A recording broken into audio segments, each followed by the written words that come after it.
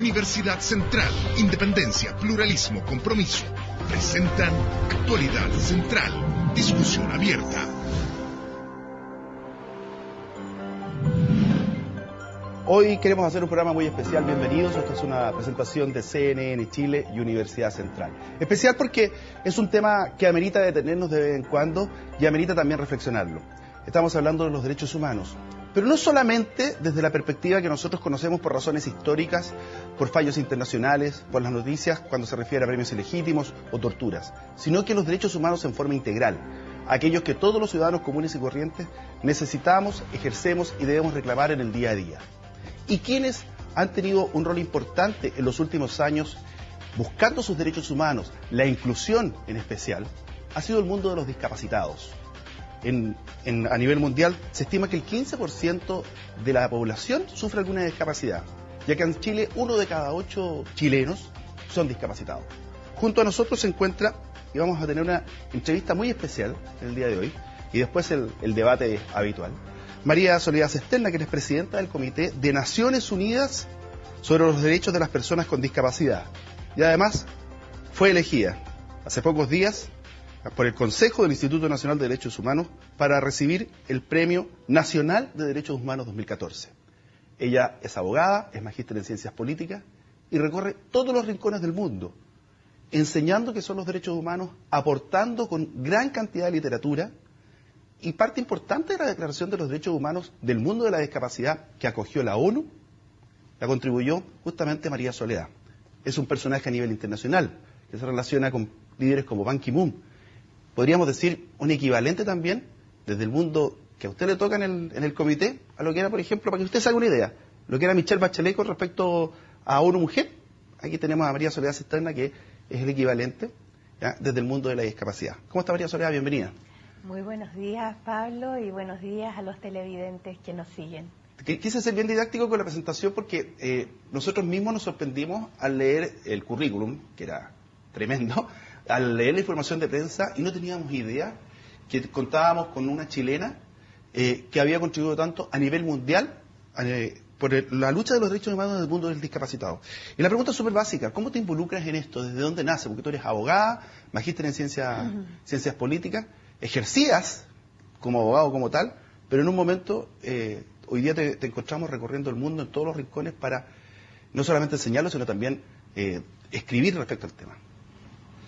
En primer lugar, yo creo que esto se remonta a la infancia, cuando uno nace y en mi ADN, en mi genética estaba el principio y el valor de la justicia. Desde niña luché en virtud de eso y cada vez se fue plasmando más fuerte en mi interior. Por lo mismo decidí estudiar la carrera de Derecho. Y estudiando la carrera de Derecho, en la cual me gustaba mucho el Derecho Internacional Público, el Derecho Constitucional, luego ocurre en mi vida que aparece una discapacidad. Y eso hace que yo comience a observar distintas áreas que antes no tenía la posibilidad de visualizar. Y cuando comienzo a ver todo esto y toda la situación de personas con discapacidades físicas, sensoriales, intelectuales o psicosociales, tomo una determinación muy firme de ir dejando poco a poco el ejercicio libre de la profesión que ejercía hasta ese momento y decir: mi contribución en el mundo es a través de esta área del derecho. Yo aquí voy a realizar creatividad en pro de muchas personas en el mundo. Y por lo mismo me he entregado en cuerpo y alma a esta tarea tan interesante, tan hermosa, tan llena de diversos recovecos, respecto de los cuales hay tanto que analizar y tantos desafíos. Así que esa ha sido la historia de cómo he llegado a esto. Ahora, en el comité que usted preside, la eligen por unanimidad, además, con gran cantidad de votos. Y una de las cosas que sorprende es que los otros integrantes del comité, según lo que yo leí, a lo mejor no es así, no sufren ningún tipo de discapacidad. Los integrantes del comité en general, un importante número, presenta discapacidades físicas, una persona con discapacidad auditiva, algunas otras con baja visión o ceguera, y algunos otros miembros que no presentan discapacidad psicosocial también hay alguna persona. Y eso integra un núcleo de 18 expertos que realizamos las labores que el tratado, la Convención sobre los Derechos de las Personas con Discapacidad nos impone. Por lo tanto, hay un abanico de diversidad dentro de los expertos del comité, lo cual nos da una posibilidad muy interesante de análisis de contexto y multifocal. Ahora, ¿cuáles son los derechos humanos que con mayor frecuencia se ven vulnerados en el mundo de la discapacidad? Pablo, yo quiero decirte que uno puede analizar desde la Declaración Universal de Derechos Humanos, el Pacto Internacional de Derechos Civiles y Políticos, el Pacto Internacional de Derechos Económicos, Sociales y Culturales, y así seguimos con la Convención de la Mujer, del Niño, contra la tortura, en relación a los migrantes, discriminación racial. Y en el siglo XXI aparece la Convención sobre los Derechos de las Personas con Discapacidad. Esto no quiere decir que la Convención excluye o que deroga los estándares anteriores, sino que viene a hacer una especificación en base a 3 columnas fundamentales. La primera de ellas, la columna de igualdad y no discriminación. La segunda de ellas son los derechos diversificados en relación a las personas con discapacidad. Y la tercera, y más moderna en la interpretación, que es el vínculo entre derechos humanos y desarrollo social. Por lo tanto, los retos van desde estas 3 áreas o vertientes fundamentales. Y si tú me la preguntas desde el ámbito de los derechos humanos, desde luego hay retos que muchas veces aparecen invisibles. En general, las personas identifican personas con discapacidad y accesibilidad, lo cual es cierto. Accesibilidad en el plano físico, en el plano de las comunicaciones, las informaciones, los procesos, los procedimientos, los productos, etcétera. Pero también hay otra serie de desafíos que se plantean en diversas áreas. Por ejemplo, artículo 12, igual reconocimiento como persona ante la ley y el ejercicio de la capacidad jurídica, desterrando los modelos del siglo XIX, que son nuestros códigos. Y dentro de toda esta lucha, que en lo personal, vamos a sacar a la abogada, vamos a llegar donde María Soledad, ¿qué es lo que más satisfacción le ha dado del recorrido que ha hecho en esta lucha? En 2 sentidos, en el sentido más personal y en el sentido personal-profesional, por decirlo así. Bueno, en el sentido personal, yo creo que es verdaderamente un regalo divino el poder realizar una labor que aporta a la sociedad. Y eso no tiene precio. La contribución, el descubrir que el derecho es una disciplina creativa con la cual tú puedes realmente colocar sobre el tapete público distintos temas. Derechos colectivos, no solamente derechos individuales, derechos nuevos que antes era impensable decir que los estándares nuevos creaban derechos nuevos. Hoy día es así. Entonces, todo eso implica una satisfacción intelectual, profesional, de grandes proporciones, pero también todo ese plano humano, de el percibir de manera concreta cómo esto puede ir llegando a la vida de más de 1.000 millones de personas en el mundo que presentan una o más formas de discapacidad y que no se vive aislado, sino se vive en un entorno familiar, social, educativo, laboral, etcétera. Entonces creo que es grande. La suerte que tiene usted, duerme tranquilita y satisfecha. Gracias, María Soledad. Ya vamos al mesón, entramos en el tema de... Con Pablo Millas. Discusión abierta que ya empezamos con un tema que es sumamente importante. Quisimos darle un tratamiento especial, dedicarle tiempo, dedicarle profundidad, que es el tema de los derechos humanos. Esos derechos humanos del día a día y que a veces no conocemos ni sabemos, que se traduce en derechos humanos, cosas que hacemos en nuestra cotidianidad.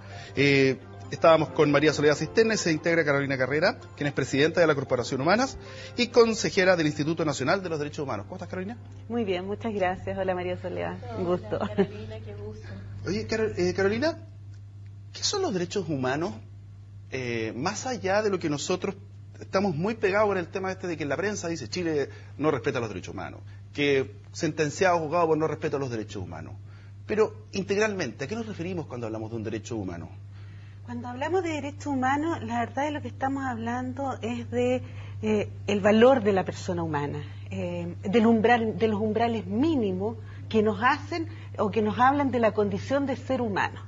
En nuestro país la verdad es que los derechos humanos estaban, yo diría, el Instituto de Derechos Humanos tiene 4 años ya y creo que ahí como institución hemos realizado una labor importante de entender que la memoria es vital, pero los derechos humanos no solo son la violación sistemática permanente que hubo en nuestro país durante el tiempo de la dictadura, ¿no? Y entender también que en democracia también se pueden y se violan los derechos humanos y que son mucho más amplios, que tiene que ver con lo que María Isabel decía, derechos civiles y políticos, económicos, sociales y culturales, derechos colectivos, y que tienen expresiones concretas en el día a día de las personas que son violados y necesidad de avanzar en mayores niveles de protección. Por eso la función del Instituto es la promoción y protección de los derechos humanos de todos los habitantes del territorio nacional, bajo el alero de la Constitución, las leyes nacionales, pero también los tratados internacionales que Chile ha suscrito y ratificado. Esos son los nortes que nos permiten promover, pero también proteger y fiscalizar el cumplimiento de estos derechos. María Soledad, a nivel regional o a nivel mundial, ¿podría en palabras simples, por ejemplo, decir en Latinoamérica las principales faltas son estas, en el Medio Oriente, estas otras, a lo mejor en Europa hay otros temas que tienen que trabajar? ¿Cuáles serían los principales ejes sobre los cuales deberíamos, como sociedad entera y como sociedad en su conjunto, me refiero a nivel mundial, empezar a tomar conciencia de que existen problemas? Yo quiero ser bien enfática en decir que no hay países que hayan cumplido todos los estándares en derechos humanos de las personas con discapacidad, en este caso. Aún los más desarrollados todavía tienen tareas pendientes. Ahora, como mencionaba hace un rato, los códigos civiles del siglo XIX verdaderamente tienen toda esta situación de declarar absolutamente incapaces a personas que presentan ciertas formas de discapacidad, como, entre comillas, los dementes, o como, entre comillas, las personas sordas o sordomudas que no pueden darse a entender claramente. Cuando hoy sabemos que hay una serie de códigos, formatos alternativos, aumentativos, que permiten la expresión de la voluntad. Y si tú me permites puntualizar más allá, esto significa el cambio del modelo de voluntad sustitutiva en manos de terceros al modelo de voluntad de la persona de manera directa, con apoyos y salvaguardias. O sea, dejar de lado el asistencialismo y buscar la autonomía de la persona. ¿Existen países que podrían ser algún tipo de modelo para nosotros que estén más avanzados en el tema? Bueno, hay países que han tratado de hacer en este plano mayores avances. Nosotros como comité en Naciones Unidas hemos abierto un sitio donde vayan allegándose las buenas prácticas que se realizan en los países, de tal manera que se pueda hacer efectiva esta voluntad con apoyo y salvaguardia. Pero yo quisiera mencionar también, por ejemplo, y por violaciones graves de derechos humanos, todas las formas de explotación, violencia o abuso que pueden experimentar personas con discapacidad y que pueden revestir el carácter de penas o tratos crueles, inhumanos o degradantes. La necesidad del consentimiento libre e informado para cirugía, para tratamiento e internaciones. Estos son temas fundamentales que para la mayoría de la ciudadanía pueden resultar de perogrullo, pero tratándose de personas con discapacidad no es tan así.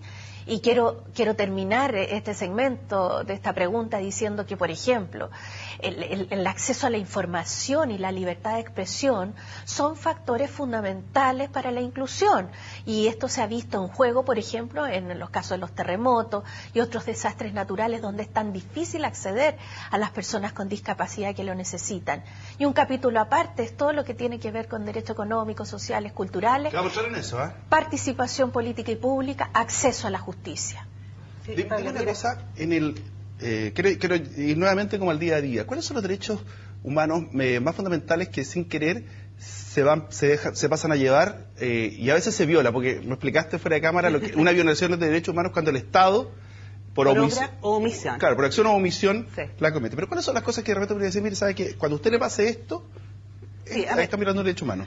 Primero es sencillo. te voy a decir lo que la gente percibe. Ya. Nosotros como instituto hacemos una encuesta para pedirle el nivel de percepciones de la ciudadanía respecto de los derechos humanos, que entienden por derechos humanos, y ha sido súper interesante cómo ha ido cambiando. Un 76%, perdón, más de un 50% entiende que los derechos humanos tienen que ver con la dignidad fundamental, más de un 30% que tiene que ver con igualdad, libertad.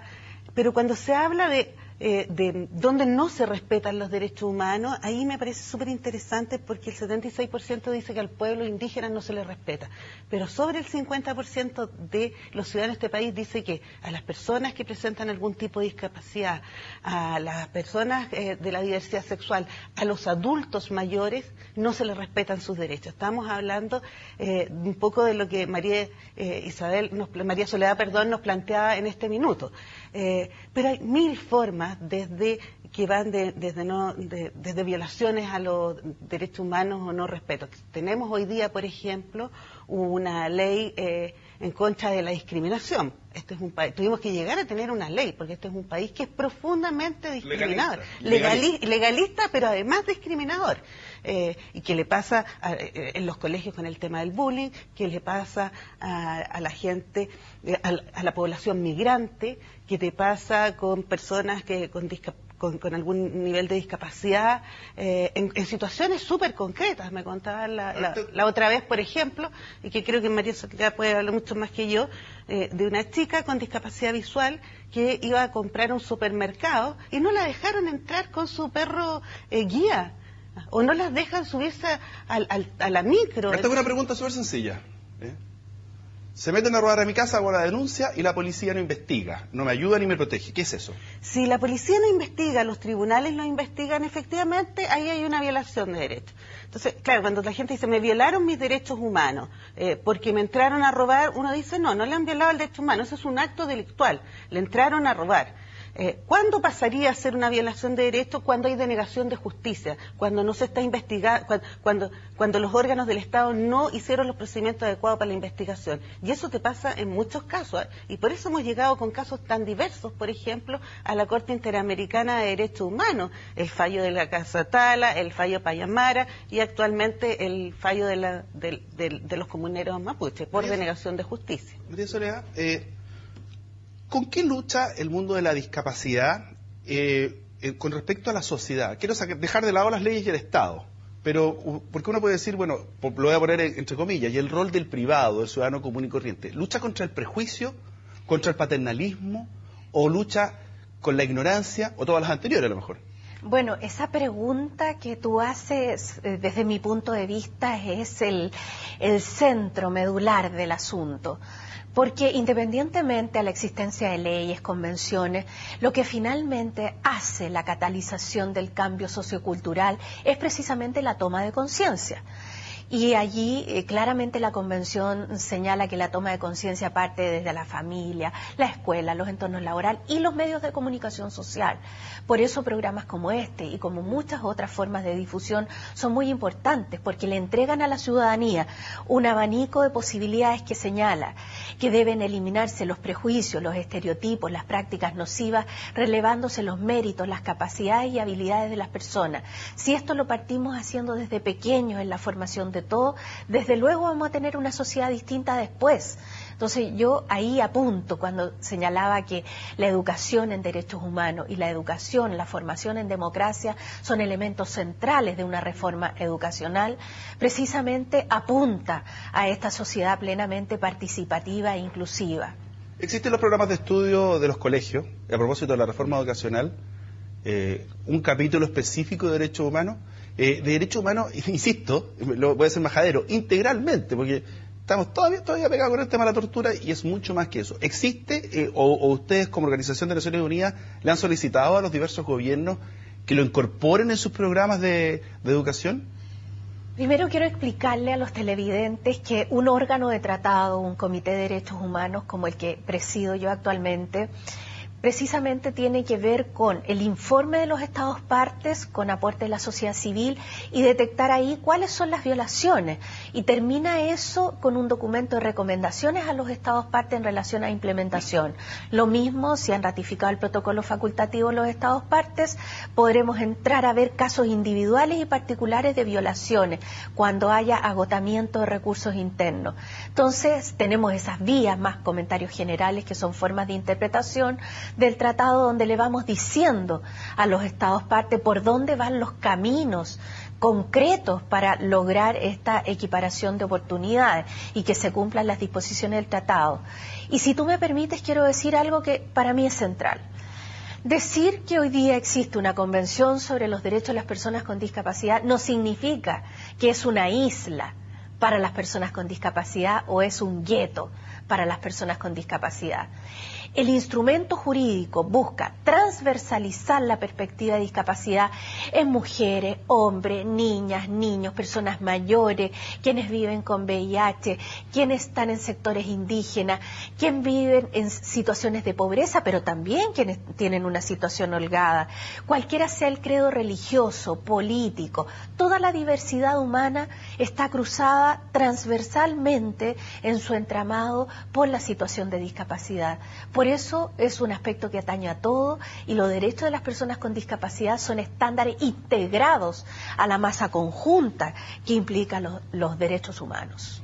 Carolina, en el día a día, la cotidianidad, ¿cuáles son los derechos humanos que más se ven vulnerados en las mujeres?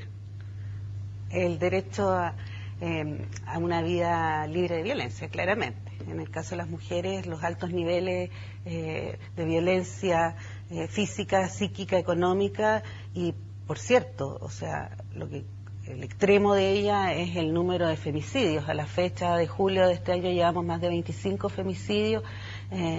Nos parece que ese es el derecho más violado. Pero me quiero tomar de la pregunta que le hacías a María Soledad respecto de qué pasa con la educación en derechos humanos.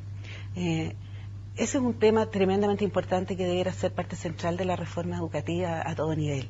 Nosotros como instituto tenemos en esta lógica de la promoción de los derechos, hemos trabajado no solo con el Ministerio de Educación para poder aportar y mirar también qué está pasando con las mallas curriculares en materia de derechos humanos y educación en derechos humanos, sino que también a las ramas de las Fuerzas Armadas, policías, etcétera.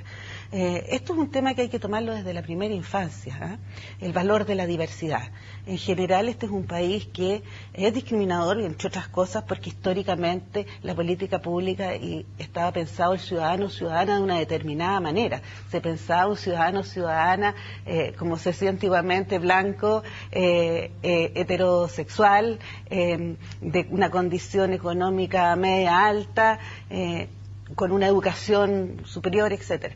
Hoy día vivimos en un país que es profundamente diverso, y entre las mujeres, entre el mundo de la discapacidad, entre el mundo de los migrantes, entre el mundo somos diversos también. Entonces hay que empezar a pensar que lo que vale en esta sociedad es la diversidad, y ese es el valor que tenemos que empezar: la diversidad, el respeto, las garantías, la posibilidad del ejercicio pleno.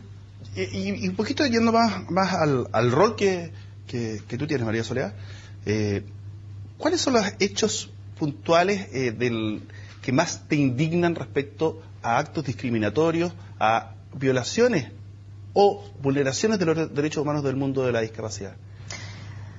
¿Qué es lo que te más...? Difícil pregunta, pero... Porque pueden ser todos en general. Sí, todos en general tienen su gama específica, pero como mencionaba anteriormente, creo que el no respeto de la capacidad jurídica para actuar en la vida jurídica y estar sometidos a decisiones de terceros de forma casi imposible de derribar frente al paradigma de lo que significa hoy en la manifestación de la voluntad con apoyo y salvaguardia, es una realidad. Por lo tanto, que existan hoy muchas personas interdictas. La ley 18.600 chilena es un atraso, yo diría, escandaloso, donde En primer lugar, se puede declarar la curatela provisional de una persona que está en un recinto internada y sin mayor derecho a apelación de ninguna especie. Sin el procedimiento regular de interdicción que implica un juicio ordinario. O sea, llegar y sentenciar. Llegar, ¿no? Y esas curadurías provisorias en manos de los directores de los establecimientos se transforman finalmente en curadurías permanentes, porque nadie reclama sobre eso, y eso tiene una serie de implicancias. Las implicancias de que una pensión pueda ser dispuesta por una tercera persona y donde la persona con discapacidad no tenga posibilidad de disponer de nada.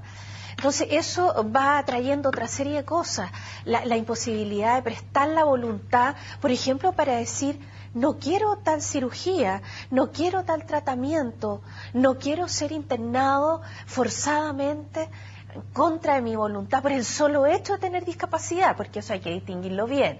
No estamos hablando de la esfera cuando hay la comisión de un delito. Aquí estamos hablando de internaciones exclusivamente por razón de discapacidad, donde la persona no ha tenido derecho a voz ni a voto.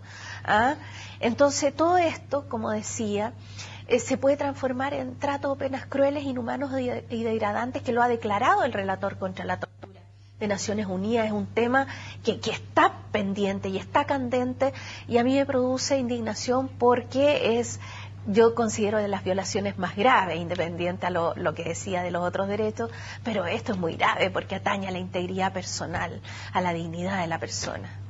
Eso que María Isabel está con María Soledad,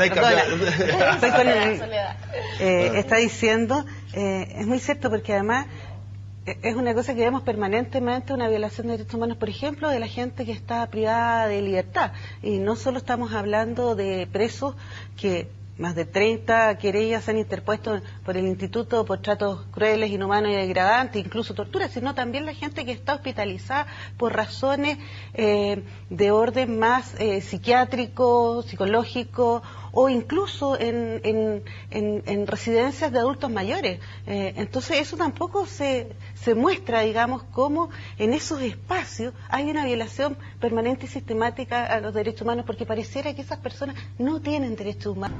Ya estamos de vuelta, por supuesto, conversando acerca de lo que son los derechos humanos en forma integral. Vamos a ver qué es lo que nos están diciendo los Twitter. Ahí aparece uno que dice: no solo las mujeres las discriminadas, también los jóvenes egresados de la educación, por ejemplo. Eso me dice don Melquisedec González. Ahí estamos viendo también a Jorge Sugarret, que dice: la discriminación de los discapacitados en sus derechos básicos, salud, educación, etcétera. Eso es parte de lo que están sintiendo, de lo que está viendo desde la casa nuestros televidentes respecto a este tema que es tan profundo y tan importante. Y respecto de lo que dice el Twitter, tan así es que en la propia encuesta de derechos humanos, donde menos se respetan los ciudadanos, ¿cierto?, que sus derechos menos respetados es en el acceso a una jubilación digna, el acceso a un trabajo digno y a vivir en un medio ambiente no contaminado. Esos son los tres principales donde manifiestan la sensación de que no se respetan sus derechos, la ciudadanía en general. ¿Cuál es la diferencia entre integración e inclusión? ¿O son sinónimos? No son sinónimos. La integración históricamente refiere a un proceso anterior al de la inclusión, refiere a un proceso solamente referido a las personas con discapacidad, donde frente a un sistema establecido se busca la incorporación del sector de la población a esa estructura. En tanto que la inclusión es un proceso posterior que no solamente se refiere a personas con discapacidad, sino a toda la amplia gama de la diversidad, y entonces está concebido con todas estas diferencias de estas gamas de los distintos sectores de la población. Y por eso es un tema mucho más amplio, es un concepto amplio que hoy día lo correcto es hablar de sistema de educación inclusiva. Escúchame, dámelo como un ejemplo básico. ¿Cuánto estamos hablando de integración y de inclusión? Así, lo más sencillo. Como te decía, en el parámetro antiguo, un sistema de integración, a pesar de que se utiliza bastante en nuestro país todavía, es decir, bueno, vamos a crear un programa de integración donde vamos a llamar a personas con algunas discapacidades para que puedan estar en este establecimiento. En cambio, la inclusión es más abierta. se va a referir a personas indígenas, a personas mayores, a migrantes, no solamente a personas con discapacidad. Y está concebido el sistema para que esta inclusión sea de manera fluida y eficaz y eficiente. Esa es la diferencia. Y hoy día estamos frente al gran desafío de cómo implementar un sistema de educación inclusiva, que son los mandatos internacionales. O sea, la inclusión se tiende. Exactamente. O debiéramos tener... Dime una cosa, ¿cómo lo hacen ustedes como instituto para poder, de alguna manera, no solamente promover, sino que de repente luchar con... Me refiero, y estaba viendo una imagen recién que salió y se me metió aquí por el ojo en los monitores, que salía, por ejemplo, el metro. El metro tiene unos parámetros bien absurdos, porque en algunos lugares tiene ascensor y en otros no tiene. ¿Ah? Incluso en un momento me tocó reportear que la salida incluso el metro de la Teletón, el que está justo en la puerta, tampoco tenía para subir. Entonces, ¿cómo se lucha y cómo lo hacen ustedes como instituto para ir viendo que estos temas que se ven tan simples o tan fáciles se vayan resolviendo? Y también, por ejemplo, cuando vemos a algún estudiante de universidad que a veces no ha podido titularse porque, por ejemplo, es no vidente. Sí, por supuesto. A ver, lo primero que el instituto tiene es la posibilidad de supervisar, fiscalizar y, por supuesto, entregar todos los antecedentes que corresponden a las instituciones a cargo de esto. Si corresponde al Ministerio de Obras Públicas, será el Ministerio de Obras Públicas. Si corresponde a Educación, será Educación. Pero también tenemos la facultad de hacer recomendaciones a los distintos órganos del Estado y a la Administración Pública respecto a este tema. Y el tema del debate de la inclusión es tan interesante, tan importante, porque a diferencia de la integración, que es un grupo que se supone que tiene que integrarse a una gran mayoría, aquí la lógica es que la inclusión tiene que ver de lado y lado, ¿no? No solo es abrir las puertas para la educación, sino que además tener en los colegios personas con algún grado de discapacidad como profesores también. Implica una serie de situaciones en que no están pensadas a priori y más bien se está de cómo integramos en colegio a niños con algún tipo de discapacidad, pero no está pensado cómo integramos, por ejemplo, así como tenemos en algunos colegios el inglés obligatorio, que sea obligatorio que el resto de los ciudadanos aprendamos el lenguaje de señas, y así sucesivamente. Hay una serie de hitos que implica que incluir es que somos una población que tenemos capacidad de reconocernos en la diversidad y poder entendernos en esa diversidad de lado y lado, y no solo los otros hacia nosotras. ¿Cómo nosotros podemos trabajar en contra del decimos qué? Me explico. A veces vemos que se capacita a determinada empresa, a determinada institución en el lenguaje de señas.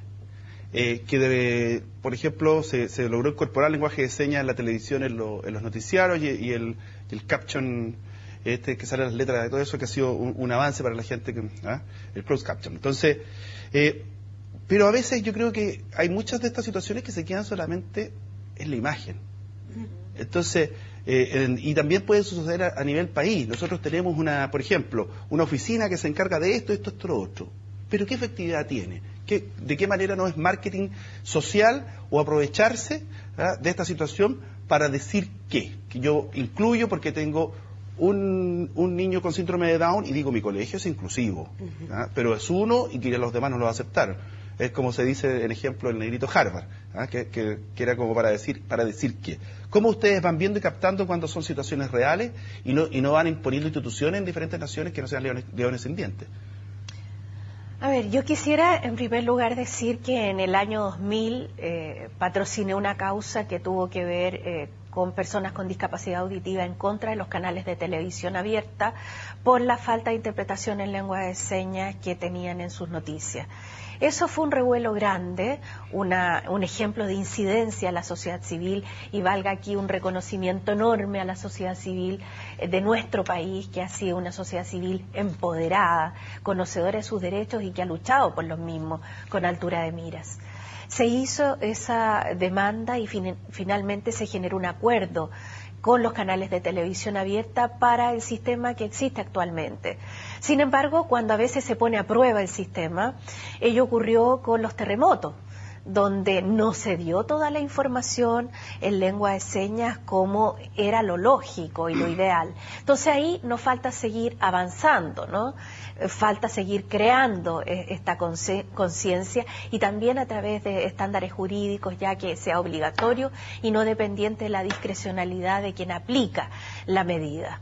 Ahora, María Soledad, tú, tal vez la gente no se ha dado cuenta, pero tú tienes ceguera, eres no vidente.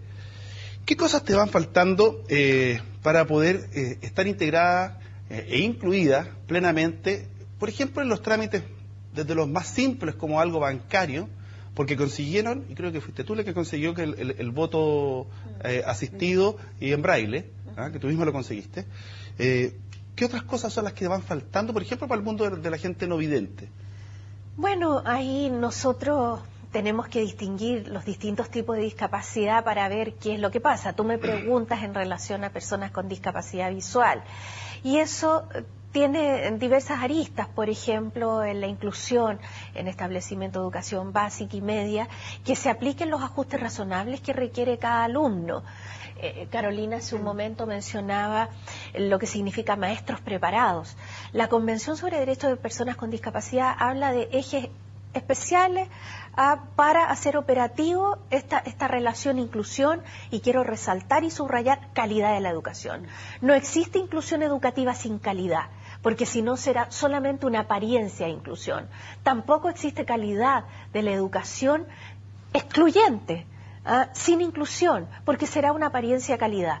Y por lo mismo digo que son dos aspectos directamente proporcionales: a mayor inclusión, mayor calidad y viceversa. Entonces, en eso hay índices clarísimos. En primer lugar, los ajustes razonables, que son las modificaciones o adaptaciones que en un caso particular requiere una persona para ejercer sus derechos. Los apoyos personalizados. Aquí entran todas las adecuaciones curriculares. También el reconocimiento de los medios, modos y formatos alternativos, aumentativos, que permitan que todos puedan conocer una información. La identidad lingüística de las personas sordas, también las técnicas de orientación y movilidad, apoyo y tutoría entre pares, y también los maestros capacitados, como decía Carolina, pero esto en dos áreas: en el área de la discapacidad, pero también en el área de los derechos humanos. O sea, esto es fundamental. Carolina, todo lo que yo acabo de escuchar, y podría decir, pero para eso se requiere plata, y es propio de los países desarrollados esas cosas. Aquí no estamos preparados para eso. Somos un país chico. Vamos a tener que gastar X millones de dólares en ponerle ascensor a todas las estaciones del metro. Vamos a tener que capacitar profesores, y para eso se requiere plata. Vamos a tener que hacer una serie de cambios que significa ajustes económicos. Y por otra parte, uno puede responder: ¿no te creéis de la OCDE? No, a ver, yo creo que somos un país chico, no, ya no somos un país chico, uno. Segundo, somos, como tú bien dices, un país que aparece en la comunidad internacional como muy respetuoso de los derechos humanos, firmamos todos los protocolos y pactos, y eso hace obligaciones. Somos un país que tiene una economía que va en desarrollo. Efectivamente hay cosas que tienen un costo económico, pero hay que poner en la balanza la necesidad. Si queremos un país inclusivo y diverso, eso es un lugar donde poner el recurso es un recurso que además nos ayuda a tener una sociedad de derechos humanos y democracia. No es un suntuario. O sea, primero, eso es un básico, es para el ejercicio pleno de todos sus ciudadanos. Si no, tenemos una parte de la ciudadanía importante que no tiene derecho. Y hay otras cosas que no requieren recursos, sino que requieren actitud, decisión. Como decía, ¿qué pasa, por ejemplo, no solo en educación, en los temas de salud? No puede ser, y lo digo, y fue conversación también de nuestro consejo, que las personas con discapacidad visual no pueden ser jueces en Chile. Y el argumento es que no ven las pruebas. Perdón, o sea, no necesito ver a alguien para saber que estoy mintiendo o no estás mintiendo. Tengo todo el resto de mis sentidos y tenemos súpermente claro, y lo tengo que decir, que hay jueces que hacen denegación de justicia a pesar de poder ver. Entonces, Claro. me parece que llegamos a extremos en este país. En los servicios de salud, ¿cuánta gente está hoy día atendiendo a personas con y sin discapacidad? Porque esa es la inclusión. No solo que atiendan los profesores a niños que presentan algún grado de discapacidad, sino que también a nosotros, al resto de los que supuestamente no presentamos algún grado de discapacidad. Una pregunta súper básica. ¿La Constitución está en braille? Está en braille en algunos centros que se dedican al lenguaje braille, sí está. Ahora la tecnología ha ayudado mucho. El informe de desarrollo humano del año 2001 habla de la masificación tecnológica y lo que significa que hoy la tecnología no es un lujo, sino una necesidad para las personas con discapacidad. Por ejemplo, ¿tú misma trabajas con algún computador especial, con alguna impresora especial? Yo trabajo con un programa con software específico que es audible. Ya. Entonces, esto permite que uno vaya escuchando lo que digita, los documentos que Los recibe en mails, Word y todas esas cosas. Entonces, es un mundo maravilloso hoy día, donde un estudiante puede desarrollar una prueba y la presenta en un lenguaje comprensible al profesor, manda un email y ahí va la prueba contestada. Ya. Y por Porque ejemplo, eso si le da, la impresora braille, por ejemplo, ¿no es cierto? Que tú imprimes y todo. Sí, Entonces existe me la pregunta, impresora braille, sí. Era súper básica, porque una vez me tocó verlo. ¿Y todo su equipo y toda esa tecnología paga impuestos?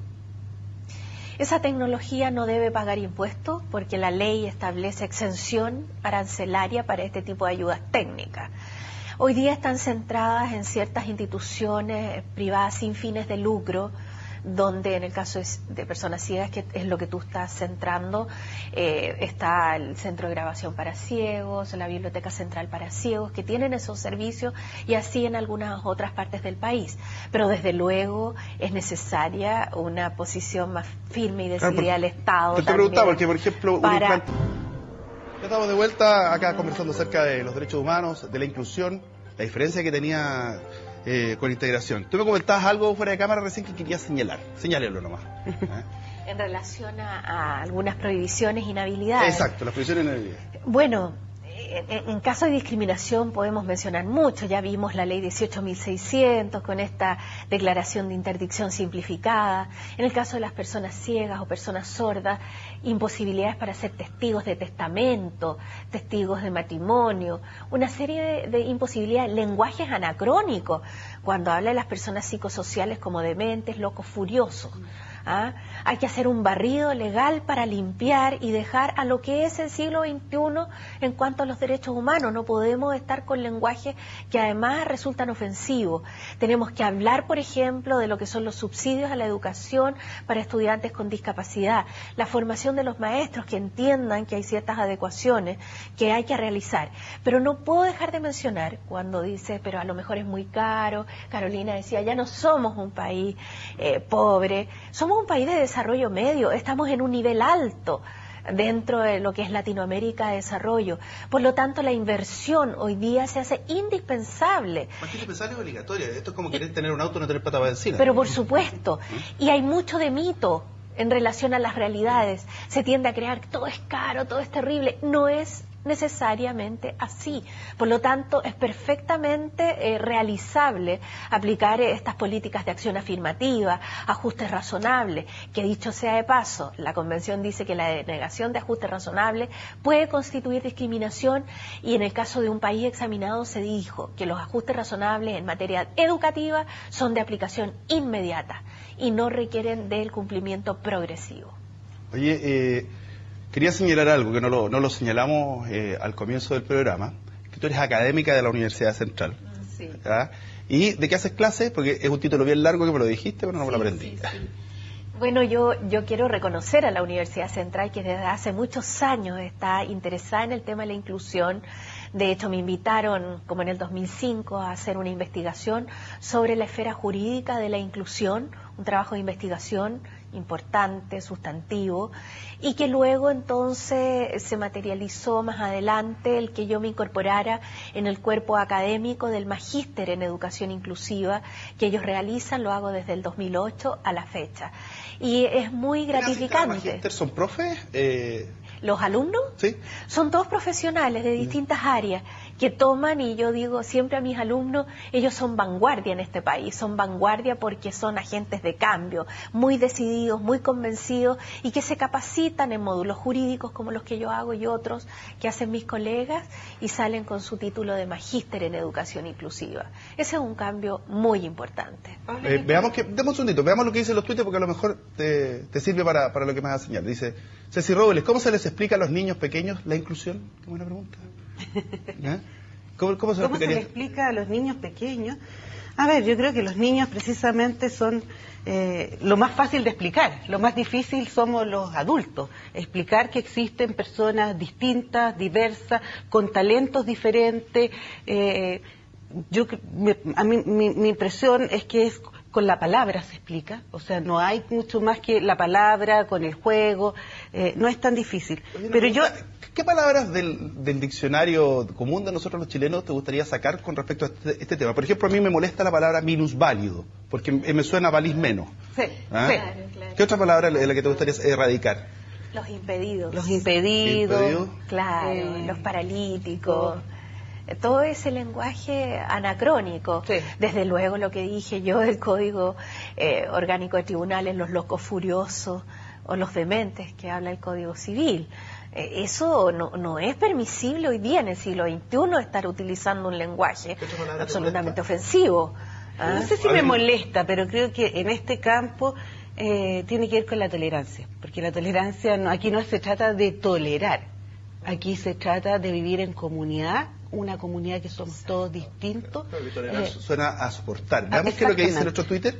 ¿Ah? Estaba bueno ese Twitter que salió de cómo le explicamos a los niños que es un trabajo. Andrés Rivera, ¿es la educación en derechos humanos un desafío a integrar en la reforma educacional? Totalmente, ¿no?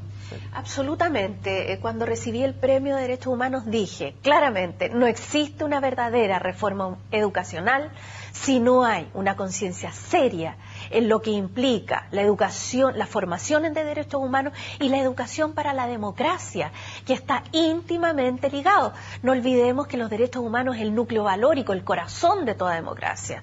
Entonces, para mí es categórico.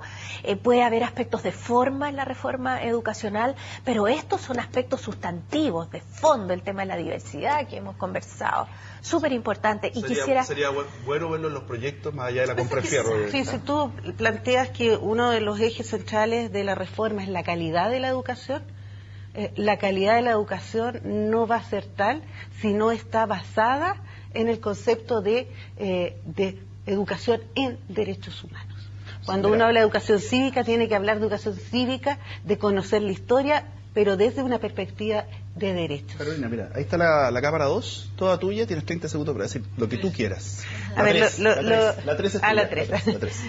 Primero, disculparme con María Soledad, he tenido un acto fallido permanente de cambiarle el nombre, pero sí quiero decir que para nosotros como Instituto Nacional de Derechos Humanos ha sido un orgullo poder otorgar este año el Premio Nacional de Derechos Humanos a María Soledad por su trabajo, por su trayectoria y porque creo que nos permite poner en la sociedad, en la opinión pública, un tema tan central como es el tema de avanzar en políticas hacia el mayor nivel de inclusión de personas con discapacidad. Este es un premio que otorga el Instituto cada 2 años, que es del mismo nivel del Premio Nacional de Literatura, de Ciencia. No es solo un galardón. No es solo un pregunta galardón. práctica, ¿incluye por ejemplo una pensión y todo eso? Incluye los mismos elementos que incluye, está en la ley de los premios nacionales. Y nos parece, y es por ley, el artículo 14 de la ley que crea el Instituto plantea que cada 2 años, hace 2 años atrás premiamos también una mujer, una maravillosa mujer como es Viviana Díaz, por su trayectoria y defensa de derechos humanos. Y yo creo que esto nos va abriendo a decir, 13 personas se postularon, fueron postuladas este año, esperamos que en 2 años más este número de postulantes aumente, que hombres y mujeres que son tantos en este país que trabajan por la defensa de los derechos humanos se atrevan a postular, porque los derechos humanos son memoria, son muy importantes, pero hoy día hay una variedad de temas que emergen, porque como bien decía María Soledad, los derechos humanos también van avanzando en la medida que las sociedades van cambiando. María Soledad, ahí tiene 30 segundos para decir lo que quiera. Ahí al frente. Para acá, quédate un poquito. Ahí. Justo ahí. Bueno, varios mensajes, seré sucinta. En primer lugar, cuando se referían a la naturalidad de los niños, yo como mamá con discapacidad, con 3 hijos, creo que ellos se acostumbraron a ver una mamá igual que el resto de las mamás.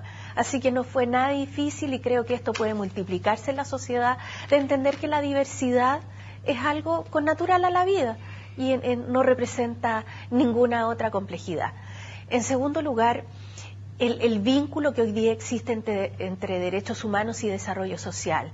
Yo he insistido que el sustrato de los derechos humanos universales, indivisibles e interdependientes brinda de un contenido medular al desarrollo social que es totalmente irrenunciable, imprescriptible, inalienable e inderogable. Y ahí está la fuerza que potencia ambos instrumentos en beneficio de todas las personas, no solo de las personas con discapacidad, sino de la sociedad en su conjunto.